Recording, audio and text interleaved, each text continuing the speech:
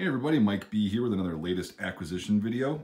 Coming at you from Mommy's basement with a really nice, what I think is really nice, clone of the M16A4 service rifle. Current issue to the United States Marine Corps. The Army was using these in basic training for a while as well. It's a really cool rifle, and I actually got a Milsurp upper. This is, I'll just tell you what I built this out of really quick, and then we'll get into some other stuff. But this is an FN upper. You can get these at Ohio Ordnance Works. They're like 500 or 550 bucks for the upper. They are mil spec, and they've got the handguards and everything, and they've got the FN NATO marked barrel. If you can see that, it's the real deal. Nice uppers. You can also, I believe, get some parts elsewhere. So I think Alden from the Mosin Crate did that, and his has got more original parts, but these are both going to shoot about the same. I only got the FN for nostalgic purposes. I had an FN M4 like brand new in basic training, so. It's got nothing to do with my brand loyalty or whatever. I just thought it was pretty cool for nostalgic purposes. This stock is an aftermarket mil-spec stock, A2 stock, and then the standard grip, built on a super expensive Anderson AM15 lower. I don't care. You can say what you want about those. That's what about 90% of my AR builds are on because they're cheap, they work, and I don't really care what's printed on them. So the only one that I'd ever make an exception for is to build an M4 clone out of surplus parts where I'd actually get a Colt lower, but that's about it. I'm fine with using an Anderson lower. So, all right, enough time spent on that. Anyway, so I went out and zeroed this with the iron sights, which you can see right there, folded down. I forgot the name brand of those, but those are also on Army M4s. And I went out and zeroed it. Super easy, almost dead on. One of the easiest rifle zeros I've ever done. I think it took me 6 rounds or 9 rounds just to confirm. It was so close to being on. So the reason I haven't made a video about this, I know Alden at the Mosin Crate made a video on his. I actually got this rifle before he did, but I wanted to wait until an actual Trijicon model TA31-RCO-A4 came in. And if you saw my other video about how I bought a fake one, that's pretty funny and whatever. But I mean, you win some, you lose some. I'm returning that one, but I ended up with the real one. And my Patreon supporters are awesome. They paid for a chunk of this, and I'm going to be making some exclusive videos for them using this optic. So become a supporter on there, and you can probably see that video. But anyway, so I appreciate you guys. This is really cool. I know I posted a picture the other day, and we were talking about it, and I'm just really excited to have this. But I wanted to get the real one. Alden, he got a replica, which he knows and he's fine with, and I don't really care either. I've always wanted an actual ACOG because they are really good and I like them. So to each their own. The replicas work good for just going out and plinking. Like they're just fine. But I wanted to wait and just get the actual one that the Marine Corps uses on their A4s. So I'll just talk a little bit about this. I actually never was issued anything longer than an M4 as far as an AR in the military. I always had an M4 or a cruiser weapon, but that doesn't count as an AR. So.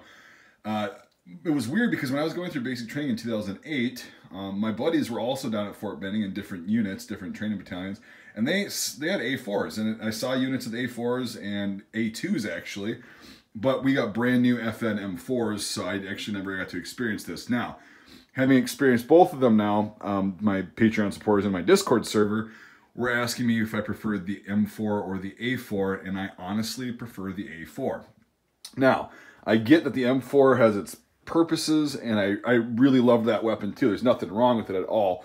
This isn't winning by very much of a margin. I just like the little bit longer barrel length on any weapon really for simply shooting at longer distances. I know the M4 is going to be 9 times out of 10 better at mount CQB stuff, but I prefer rifles. I like rifles. I like long rifles that can reach out and hit their target at 500 to 1,000 yards. Obviously this 1,000 is going to be pretty difficult, but the Marines qualify at 500 with this, so that's why they kept the longer length, and I can totally understand that. Now, let's talk about the optic a little bit.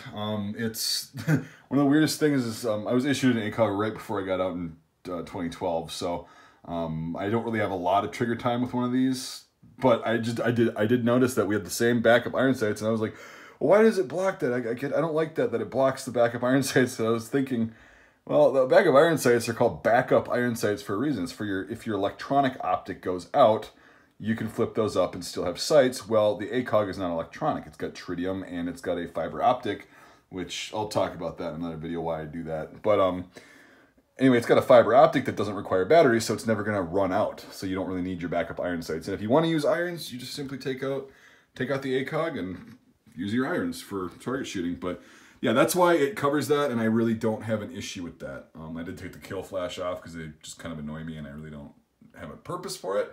Since I'm not trying to be hidden, you know, if somebody sees my scope glare, it doesn't really matter. But anyway, so yeah, this is a sweet build. I've got almost every M16 variant, you know, clone built from about 1964 to nowadays. My next build hopefully is going to be an M4, like out of a surplus parts kit. They are out there. You just got to really jump on them when you see them, and they're not really cheap. But the problem that sucks about the military surplus ones is that they're 14.5-inch barrels, and I don't want to tack on a muzzle device to make it, you know, legal length. I'd rather just apply and get the SBR for it. So for that, I'll actually probably get a Colt lower and all that stuff. But that's in the future. Another thing you might notice is the gangster grip isn't on here, or the vertical foregrip, sorry. I do have mine somewhere that I may or may not have acquired a few years ago, but the dog's going nuts. But I personally just don't like them on rifles. I actually never used mine on the M4. I always held the mag while it was on there, but I just never used it. Maybe I'll put it on there just for kind of aesthetics, or put one of those bipod flippy things on there, but that's why that's not on there. So yeah, I actually really like this build a lot. This is, like I said, probably my favorite M16 variant. I know a lot of Marines will probably be like, oh, it's heavy and it sucks. Well, you know, so does a saw.